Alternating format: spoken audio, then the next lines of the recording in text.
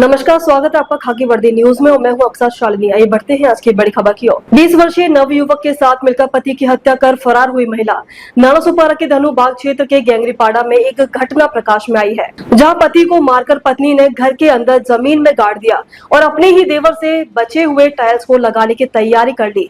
देवर को भी मालूम नहीं पड़ा कि भाभी टाइल्स क्यों लगवा रही है, लेकिन उसने टाइल्स बकायदे लगा दिए। कुछ दिनों बाद भाभी भी फरार हो गई और भाई 15 दिन से पहले से लापता था। जब कभी भी घर वाले पूछते थे कि भाई कहां पर है, तो पत्नी बोलती थी कि वे काम पर से लेट आते हैं और सुबह जल्दी चले जाते हैं।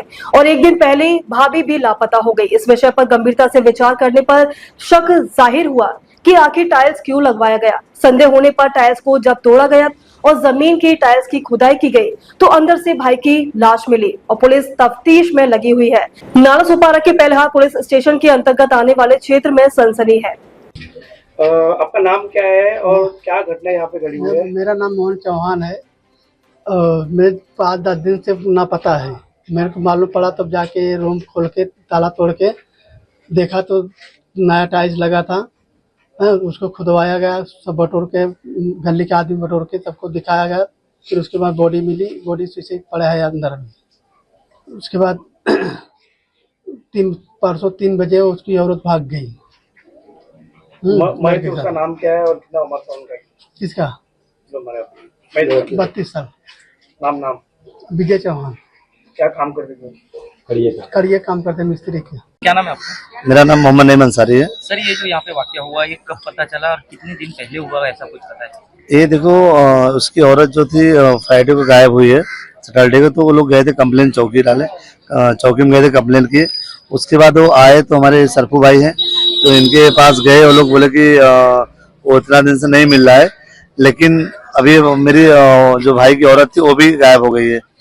फिर उसके बाद उसका कहना ये हुआ था कि 20 दिन पहले जो किसी भिखारी को ढूंढ रही थी कि बाथरूम का मेरा टाकी भर गया है उसको खुदवाने के लिए। तो उसके बाद फिर बाथरूम के टाकी के बहाने उसने खोदी थी तो एक नया टाइल्स उसमें 3 लगाया, 2x2 का 3 टाइल्स लगा हुआ है।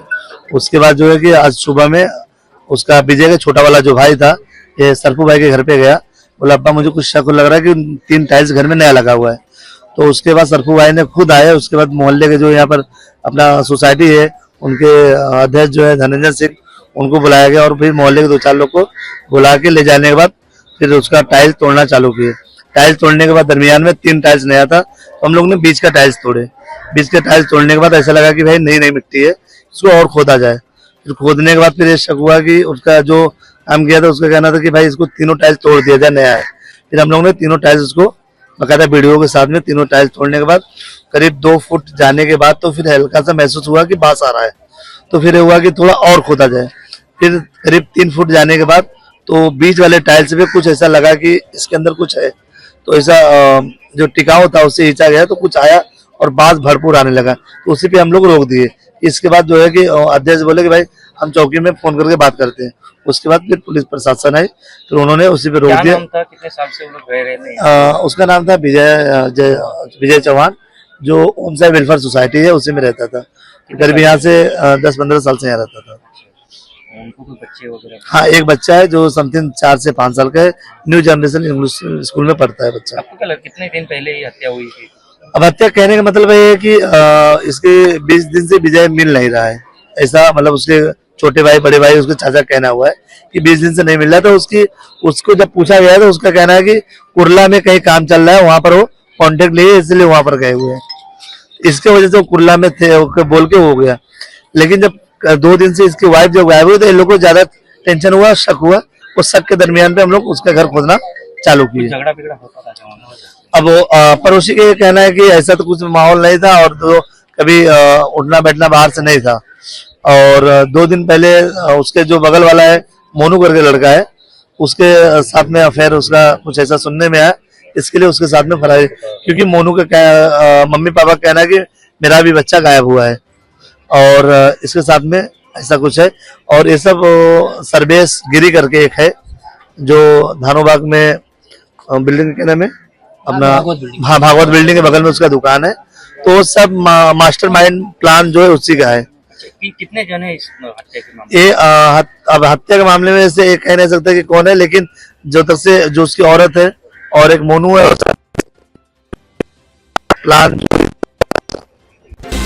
आक्रामक छावा संगठन के पदाधिकारियों ने राकांपा के बैनर फाड़े। लातूर की घटना का नांदेड़ में असर। आक्रामक छावा संगठन के पदाधिकारियों ने राकांपा के बैनर फाड़े। लातूर की घटना का नांदेड़ में असर। छावा संगठन ने अजित पवार के जन्मदिन के अवसर पर नांदेड़ शहर में लगाए गए बैनर फाड़ दिए। अजित पवार के नाम पर जोरदार नारे लगाए। सूरज चौहान को चेतावनी। अजित पवार ने दलालों का ध्यान रखा है, अब तो शुरू हो गया है, हम अजित पवार का कोई भी कार्यक्रम नहीं होने देंगे। सुरेश चौहान, आप बाहर आ जाइए, मराठों और किसानों के खाने से कोई आपको नहीं बख्शेगा। रात में टायर जलाकर विरोध जताया, अब बैनर फाड़कर गुस्सा जाहिर किया। की अजित पवारनं जे दलाल लोक सूरज चव्हाण सारखे सांभाळलेत, या दलाल लोकांमुळे काल आमच्या विजय गाडगेवर जो हल्ला झाला त्याची ही सुरुवात आहे आणि येणाऱ्या काळामध्ये अजित पवारचे सूरज चव्हाणला महाराष्ट्रात कोणी फिरू देणार नाही। चव्हाण संघटनेचा शेतकरी नेता मी या ठिकाणी सांगतो आणि मला एक या ठिकाणी सांगायचं, सूरज चव्हाण तू बेटा आता बाहेर निघ, तुला मराठा आणि शेतकरी दाखवल्याशिवाय आम्ही राहणार नाही। आता मी लातूरला चलो विजयकुमार घाडगे साहेबाला भेटाया आणि भेटल्यानंतर काय निर्णय येईल ते बघूया। उद्या नांदेड बंदचं काय नियोजन लावायचं ते नानासाहेब सांगतील, परंतु आज मला सूरज चव्हाणला एकच सांगायचं की सूरज चव्हाण आता तुझी खैर नाही। खबरों में अब तक के लिए बस इतना ही, फिर होगी आपसे मुलाकात, तब तक के लिए नमस्कार और देखते रहिए खाकी वर्दी न्यूज।